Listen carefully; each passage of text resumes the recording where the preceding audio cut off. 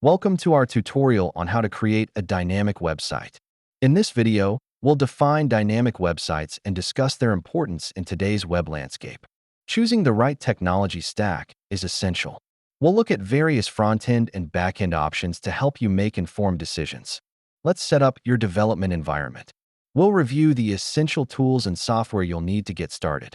Understanding databases is crucial for dynamic websites. In this section, we'll dive into what databases are and their role in web development. Let's explore backend development. Discover various programming languages and frameworks that can power your site. Front-end development is where the magic happens.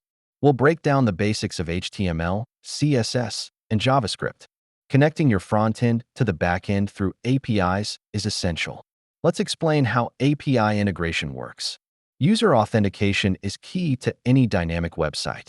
We'll guide you through creating secure login systems.